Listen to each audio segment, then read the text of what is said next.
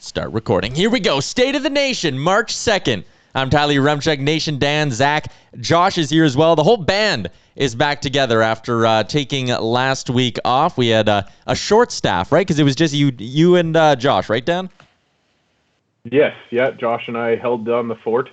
I only turned off the stream once midstream, so that was good. And the audio issues were just on my end, so I had to press a bunch of buttons. But it seemed to be working out well. We had some good commentary, as we usually do on this show. We love to see it. Perfect. If you want to reach out, give us a take and whatnot, here's how you can do that. We're on Twitch at Official Oilers Nation. We are live on our Twitter right now as well. We're also live on Facebook, which Nation Dan's going to be keeping an eye on, and we are live on our YouTube as well. Is the key to the Oilers winning games the four of us doing State of the Nation every Monday? Because we take 1 week off where it's not the whole group. And, I mean, the last 7 days have been a little bit of a shit show. Zach, your biggest concern, sort of, from the two losses with the Maple Leafs? I mean, I think it's just simply the fact the Oilers couldn't score a goal. You know, it's tough to see it happen, right? I mean, you're not going to win many games unless you score goals. So it's not for lack of trying either. I thought the Oilers actually played pretty solid 2 games against Toronto. Puck luck just wasn't there, and that's to be expected after the Oilers went on a heater like they had went on over like the last 7-game stretch heading into playing the Leafs. The Oilers had the 3rd best shooting percentage in the NHL. So there's going to be the market correction over time, but you know, when listening to the post-gamer last night, they sound like a very confident group right now, that this isn't going to be a series of games that really bring the team too low. It sounds like they're nice and level, and you know what? We'll see what happens on tomorrow night, I guess, and see what Oilers show up. Josh Park, you have the fancy specs on, and if I know anything, I know that someone in glasses is a smart person. Josh, what do you think? What was the biggest concern from those 2 losses against Toronto? Appreciate that, Ty. I'm far from smart, and the way that I look at this is it was disappointing considering the lead up to this 3-game series. Obviously, we have one more game coming tomorrow night on Wednesday, but I think, you know, there was so much talk around Matthews versus McDavid. Obviously, Matthews not drawing in the lineup, and then, you know, you're talking about, okay, this is the battle for the top of the North. You know, after a slow start to the season for the Oilers, they all of a sudden now are on a bit of a heater, and then now you're going into this series versus Toronto, and you're like, okay, essentially every single one of these games is a 4-point swing for the top seed in the North Division. Then all of a sudden now it's 2 straight losses where you're putting up 0 goals in both of those games, and it's like, okay, where does this team go from here going into tomorrow night's game? And then, of course, we've seen already in this morning's morning skate that, or I guess not morning skate, morning practice, that, you know, they're already starting to throw the lines in the blender, and we're going to touch on that a little bit later. But I think it's just disappointing knowing what could come out of this 3-game series, and then now where we are 5 days later. Yeah, 100%. Now, before I get to you, Nation Dan, I'm going to hop in and just say this might be unpopular, but this was a big set of 2 games for the Edmonton Oilers. You know, they had a chance to put themselves right in the mix for the top spot in the division, and it was back-to-back pointless efforts for McDavid and Draisaitl. I actually think the bottom 6 did an okay job of generating things. The goaltending wasn't good, but I'm not going to be afraid to throw some of the blame at the Oilers' big guns. When you're a star player, when you make the money, when you're, you know, wanting to win all the awards and that stuff, you need to show up for big games like this. And in my opinion, McDavid had a couple flashes in that second game, but for the most part, I think the Oilers' stars were just a little bit too non-existent in these 2 games. Nation Dan, you agreeing with me, or was there a bigger problem in those games? Yeah, I mean, we've seen it with Calgary right now. Milan Lucic is the best player on the ice, and that's not a good sign for your team. When your third line is the one that's getting out there and stirring the drink, that's good, because it should mean that it opens the door for your top lines to do more. I think you kind of hit it on the head, Tyler, when you say that, because even before these games, since really the Calgary thrashing that we laid down, our top lines haven't been our top lines.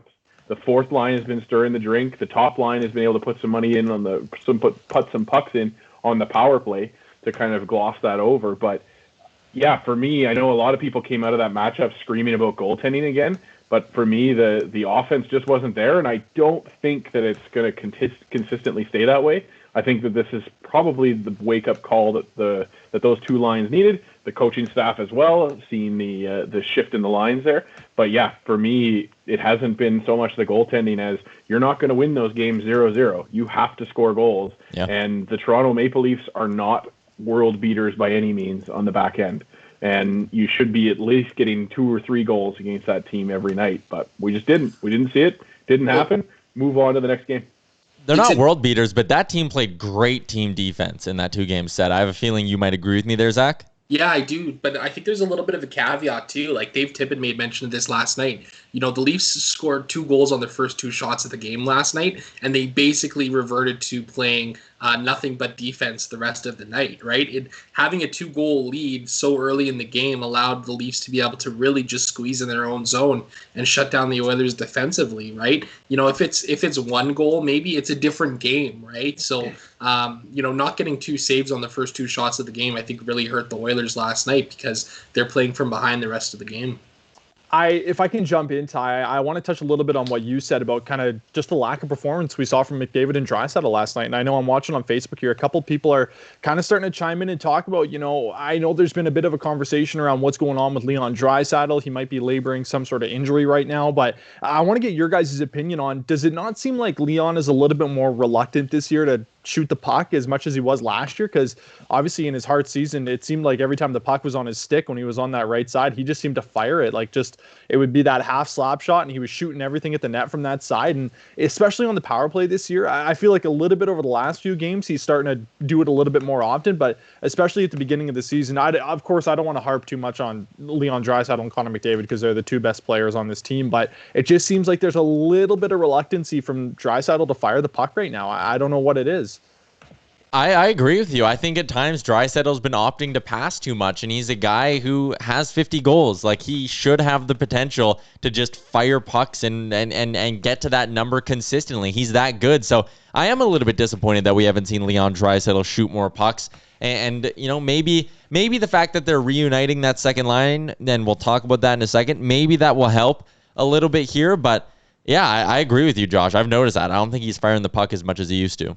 Yeah, there's a slight dip in his shot rates per hour, most notably on the power play, actually. No, my bad. I'm looking at the wrong numbers. Don't listen to me. But I know, Zach, you've brought it up in the past about not necessarily the shooting percentage for Draisaitl, but like the shot total. It seems to have taken a little bit of a dip this year, but I don't know. Maybe he's laboring something. I don't know. Or it's coming in spurts. I feel like, you know, there'll be a game where he wants to rattle off 4 or 5 and he'll do it. Then there'll be a game where it seems like, you know, on a 2-on-1 or an odd man rush when I'm like, man, just rip the pill. And he's kind of just got his head up and he's looking around for a pass. He's trying to find Cahoon and all that. So maybe that's something that'll change. The Oilers, the second note here on State of the Nation is, does Tip need to make changes? And he decided to make some changes today at practice. We saw the big one, the Dry, Rye, and Kai line reunite Nugent Hopkins with Yamamoto and Draisaitl. Nation Dan, is this the right move to put these 3 back together? I mean, yeah, we're talking about the top line struggling. You know, you understand that they have to make a change for both of them. It's tough because now it means McDavid is with Jesse, which is good, but then he's got James Neal on his left side now. So, you know, hopefully he can make something work with that combo. I don't think that it's out of the reach of the norm that could happen. But yeah, I mean, I understand making that move now. I know fans are pretty fired up that it happened finally. I think that there's stuff behind the scenes that we haven't necessarily heard about and probably will never hear about as to why we haven't seen this line go back until now, and that's fine. But yeah, they're back together, and hopefully it means good things against the Leafs and then going forward into the rest of the schedule as well. Josh, what do you think? Happy that they're back together? I'm very happy they're back together. I know there's been some conversation in the past about, you know, McDavid wants to have Ryan Nugent-Hopkins on his wing. You know, that's kind of a caveat for him where it's like, yeah, I want to be playing with a guy. And obviously, they're never going to come outwardly and say this, but, you know, you can assume that McDavid would want to have a guy like Ryan Nugent-Hopkins on his wing. And, you know, this isn't 2017 anymore. This isn't McDavid with Ty Ratty and Milan Lucic on the top line, you know, and you're looking at that and you're like, okay, I want to have Ryan Nugent-Hopkins playing with Connor McDavid. But going into this season, when we saw that reluctancy from Dave Tippett to go back to that dry Ryan Nuge line, I think it was because they wanted to have Ryan Nugent-Hopkins on the top line. They wanted to have someone that could shoot with McDavid. But now I feel like especially now, it's time to make that change because of the resurgence that we've seen from Jesse Puljujärvi. You know, there's been a lot of talk that, you know, in the last 5 to 10-ish games here, arguably the second best player on the top line is Jesse Puljujärvi over that stretch of games. So, you know, is he the guy that's going to help drive that with McDavid now? Is he the guy that as soon as the pill's on his stick, he's going to be the one firing it at the net? Maybe. Would you rather have Ryan Nugent-Hopkins on that line with the two of them? Maybe having James Neal on that top line, does it kind of slow it down a little bit? Sure. But I think that especially considering the last 2 performances, yeah, it was time. You have to go back to it. You can't just hold your foot on the ground anymore if you're Dave Tippett and be like, absolutely not going to that, because we've seen how many different scenarios this year already, how many different times that we've been like, okay, if you're going to go to that line, now's the time. And he didn't do it. So am I almost kind of shocked that they're going to it now? A little bit, but yeah, it was inevitable. They had to do it. It's been too long. So yeah, I'm fired up. Zach, yeah, you happy they're back together? Is it time? Yeah, absolutely. I mean, I think we've seen over the last couple of games, Dave Tippett has really brought out the line blender. You know, even early in the second period last night, we started to see him mixing it up a little bit with exchanging a couple guys in the top 6, moving them around a little bit. So I think it's time. I think they deserve another look together. Look, they were the most productive line in the NHL for all of last season. When you look at the numbers, you know, they were 28-8 at 5-on-5 in terms of their goals for and goals against. So it's hard to argue with the numbers when you see a line that's been as successful as they have. We're about a third of the way done this week's episode of State of the Nation. Quickly, that line back together. They were so good last year. They sparked that big run from the Oilers in the new year. What is the best nickname for this trio? I go Dry Ryan Kai. Nation Dan, best nickname? You're muted. Yamujion. It sounds like a Pokemon. Yamujion. Josh, best nickname? Go to Zach first. I got to think of one. I mean, I like the Dry line because it's nice and simple, but I also like the Dynamite line. I think that one's pretty solid. I think Dynamite line could work. Honestly, the one thing I'm kind of jealous of when you look around at some of the other Western Canadian teams, like the Canucks have the Lotto line, and like that sounds so cool. And Calgary has the 3M line. Again, a nice catchy nickname. I think this trio needs to have like an agreed upon catchy nickname. It's okay, Josh. It's hard. It's hard. I can't even think of one. What would I even? I don't know, like Dynamite line. I think that's pretty catchy. I like the Lotto line. Who's the Lotto line? Isn't it like Miller? Zach, you know? I think it's Miller, Pedersen, and Besser. Okay, because that's their second. I'm not 100% sure on that. I think that is the line that they were running with. Because the top line was Pearson, Horvat, and Hoglander. Whoever.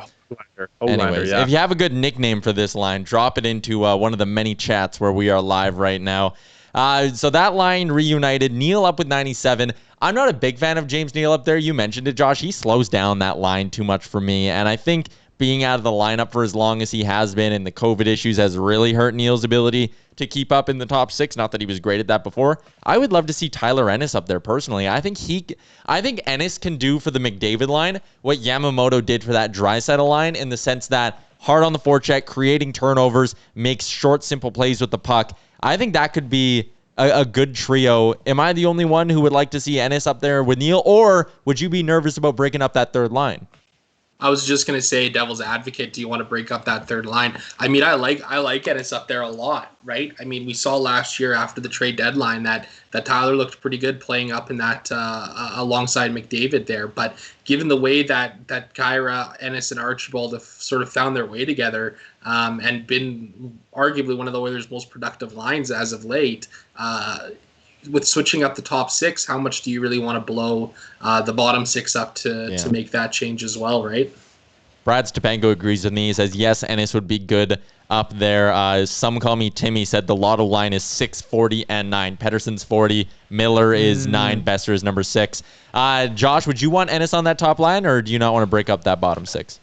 Well, it's tough because you don't want to take that line out, that third line. I what was that saying you said last time? It was you don't want to steal from Peter to pay Paul. I think that's an old low tide line. You don't want to Yeah, I rob was gonna Peter to say, pay Paul or something. a low tide line, and I like that. But that line has been, although of course you're like, oh, they're not producing 5-on-5. What are they doing for you? But they're helping swing momentum, that third line, and as long as they stay even, that's essentially their goal on this team. So I do like Ennis's offensive skill. I think he's actually a very skilled player. I think he's underrated when it comes to his skill. We've seen flashes of it this year. He'll jump up in the rush and all of a sudden make a move. He scored a goal earlier this season where we were like, what the heck was that? Where did that come Against from, Tyler Ottawa, Ennis? yeah. But would Tyler Ennis really be the answer on a top line with McDavid and Puljujarvi? I don't know. Would he be probably a little bit more dynamic up there than a guy like James Neal? Sure.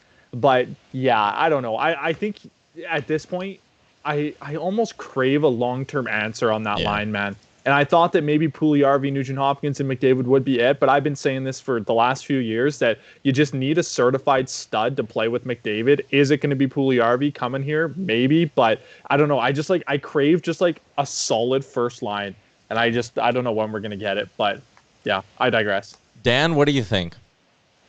I think Ennis is the play there. I haven't even really considered it, and I don't think you make the change right now because you got to make sure that dry line is working before you make any more changes up top, because you're going to probably then slide Nuge back into that first spot.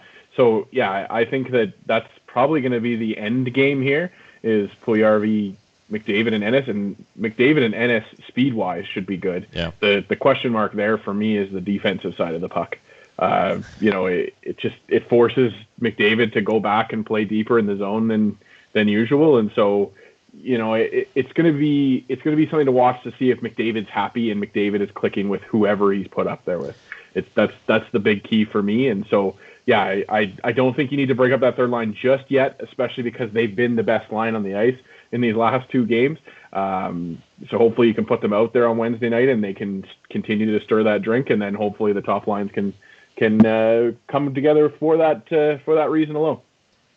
Going to get into some trade deadline thoughts here coming up towards the end of this week's episode. Danger Suede in the Twitch chat said, why can't we he's talking about, they're talking about year 6 of 11 with McDavid. He says, we need to start adding and paying the price to get rid of questionable contracts. To me, the problem with questionable contracts is like, what are you going to do? You're not going to find someone to like take James Neal off your hands right now, right? So that's where your hands are a little bit tied, I think. Before we get into more trade talk, in net, Mikko Koskinen was not great against the Toronto Maple Leafs. Mike Smith was good in his relief appearance. I think it's pretty clear, like he was in the starter's net today, Dan. You told me that before we started streaming. It's pretty clear Tippett's going with Smith. That's his boy. Is that the right call, though, to go back with Mike Smith? Zach, would you go back to Smith or would you give Koskinen another look? Oh, man, it's really hard to say. It really is. I would probably be willing to go back to Mike Smith. I think the goals he allowed were not as egregious as the ones Koskinen let in, right? You know what? And say what you will about Smith, but he is the battler and he's got all the buzzwords about him, right? So I imagine he'll want to come out. He'd want to come out fired up. And you know what? Hey, he looked pretty good last night too, right? He helped shut the door and keep the Oilers as in the game as they could be throughout the rest of the second and third. Josh, back to Smith. Absolutely. I'm going back to Smith all day long in that situation. I think that this team just needs someone that's going to battle back there. I know that might be something you're like, oh, you're saying that Mikko Koskinen is not going to battle for this team. He's an NHL goaltender. Of course he's going to battle, but I just think that Mike Smith adds such a different element to this team when it comes to playing the puck behind his own net, taking some of that relief off of the defenseman. He's fiery. You saw it at the end of last game. And frankly, he's been better than Mikko Koskinen this year. I think that the big conversation is that when Alex Stalock comes out of his quarantine, Alex Stalock is going to be battling with Mikko Koskinen to be the 1B. I frankly believe that. What I've seen from Mikko Koskinen this year is just not good. I think he comes off the books at the end of next season. Yeah. But we can touch a little bit on this when we get into the trade deadline talk. And I've been saying this, that I just don't know what the long-term solution is for this team in net, because Mike Smith, he's on the back nine. Well, he's on the last hole of his career, arguably. So, what happens to him next season? What happens to him the season after that? When Mikko Koskinen comes off the books, what are you looking at? And I don't know. I'm just a guy that at this point, I look at that situation and I'm like, I don't know what's going to happen. But yeah, Mike Smith's my guy. Brad Stabenko says, I think Tip is scared of telling Smith he's not starting. I'd be scared to tell Smith he's not starting too. Dan, is starting Smith the right call tomorrow night? I don't think so. In my opinion, I think that this team has a trend where they like to give the guy his shot back in the net. Smith got that when he absolutely got shelled by Winnipeg, and Koskinen came in and took the loss for him at the end of that game. Why isn't Koskinen getting that same respect? The guy came out, played 12 of 13 games for this team, and yes, sure, the underlying numbers aren't great on him, but like situationally, like we talked about it about yesterday's game. Zach made the point that you go down 2-0 in that game, sure, that's bad, but there's also been games where Mikko Koskinen has absolutely held us alive in the first period, while the rest of the team is a dead carcass out there. Koskinen's holding us up and keeping us in the game. So I don't know.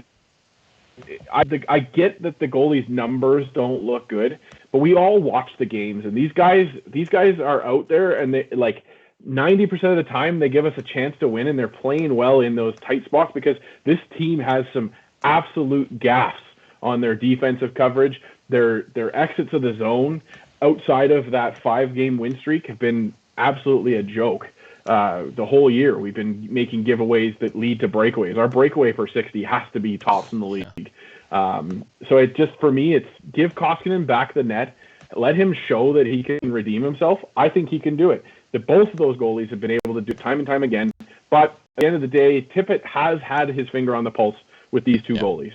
He at least, in his defense, he does know what these two guys bring to the game. And I think you're right, Josh. I think that Stalock comes in and he adds a different element to this team that gives them that competition, because Smith isn't going to be otherworldly the whole time. We all know that. Just like I hope people don't think that Koskinen is just done as a goalie either. So I don't know. For me, the team has created this system where they like to give the guy his shot after getting shelled. I'd like to see them do that for Koskinen as well. I was really surprised when I saw that the Oilers claimed Alex Stalock for a number of reasons on Monday. First off, I missed the memo that he was on waivers. So that one really threw me for a loop. I was like, Oilers claim Stalock. I was like, holy shit, he was on waivers? I thought this guy was good. And he is good. He has good numbers. He had good numbers last year. I like your point, Josh. I think there's a chance Stalock ends up stepping in here and playing a few games. And I think it was Oilers John who pointed this out. Remember what happened last time Edmonton got a goalie from Minnesota in the middle of a season. But, Zach, do you think there's a chance Stalock comes in here and actually finds a way to steal some starts? Absolutely, I do. I mean, you know what? Say what you will, he's 33 years old, but he's only played 151 games in the NHL, so he's got about as young of a body as you could ask for in the net. And last year, he was a stud for the Minnesota Wild. You know what? They went on an absolute tear with him, 20-11-4 record, and he posted at a .910 save percentage, which is a hundredth of a percentile point above his career average, right? So he's a good goaltender who's historically been a good goaltender. And I think he's a guy that's going to be highly motivated. I wrote an article today that just went up on OilersNation.com. Everybody can go check it out right now about Stalock actually suffering from a heart condition post-COVID. And that's what his upper body injury was. And he kind of lost the net there. And it almost sounds like, he was expecting to go down to Iowa to the Minnesota AHL club and get a little chance to work himself back up. And he knew he was going to go on waivers at some point, but he almost feels a little bit wronged from the Minnesota Wild. So I think we're going to have a guy coming in here that is going to be highly motivated to come in and prove his worth in the NHL. And here's the interesting thing. One more year at $700,000, I believe, or pretty much league minimum for this guy. Yep. If he comes in and gives you anything resembling an NHL caliber goaltender, he might be here for the next year as well. Like, he might be a guy that sticks around for a while. The Stalock pickup is very interesting. Yeah, he could be a guy that replaces Mike Smith next year. Easily, right? So yeah. Or, I mean, if they're in the market to go out, like, not that you want to go running around and just buying out guys left, right, and center, but if you can't get rid of Mikko Koskinen's contract and you want to buy out the last year of that, you could save yourself $3 million against the cap, and it's only 1.5 for the year after as a cap penalty. So let's say the Oilers want to go make a big splash and they want to go get a Kemper or something like that. If you have Stalock as the backup at $700K, if you buy out Koskinen, you have an extra $3 million to go get a potential starter. Again, I don't want to be throwing a bunch of dead cap space on the books because it sucks.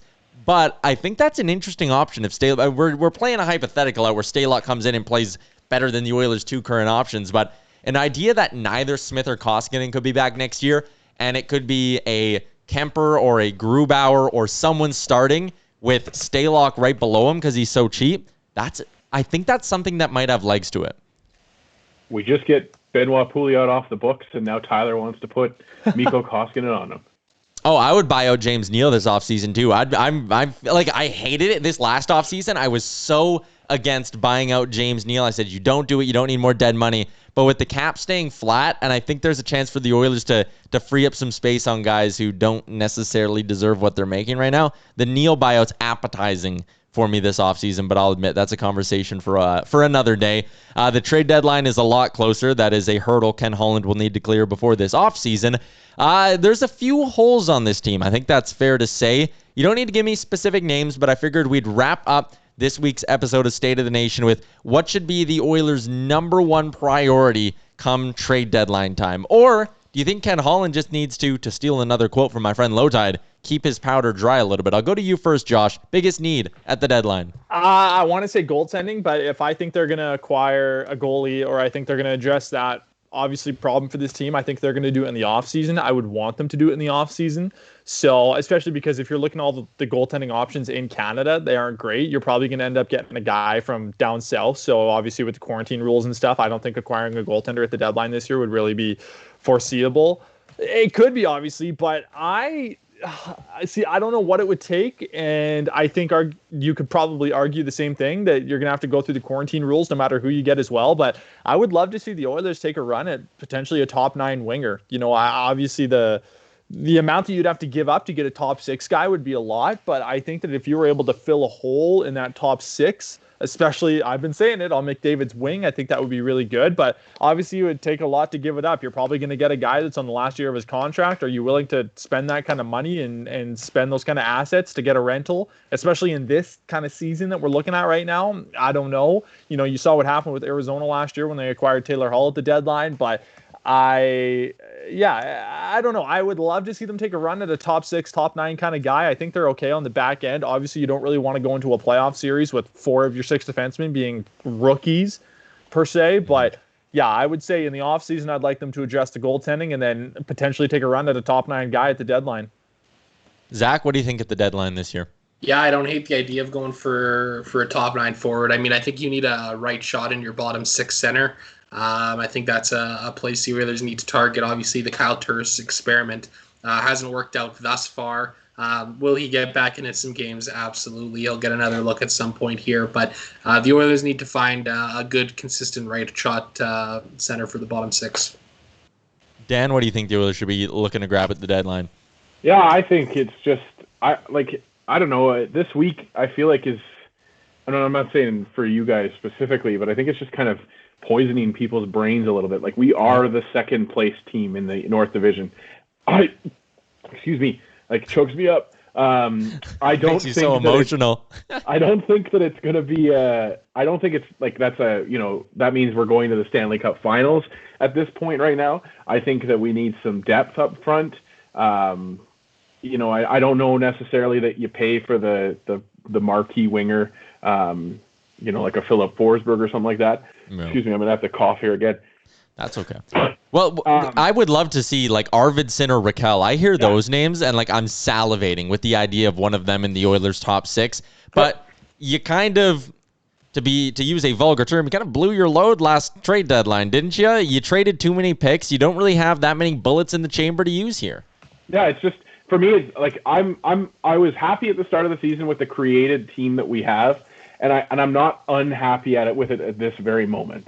So I just, unless something shows up on your doorstep, and I don't think it's like John Gibson's going to show up kind of thing, but unless something like that showed up on your doorstep, I just don't see them doing much other than minor transactions here or there. Maybe pick up somebody from Ottawa that can, I saw the name of good guy that runs hockeyfights.com. Can't think of his name.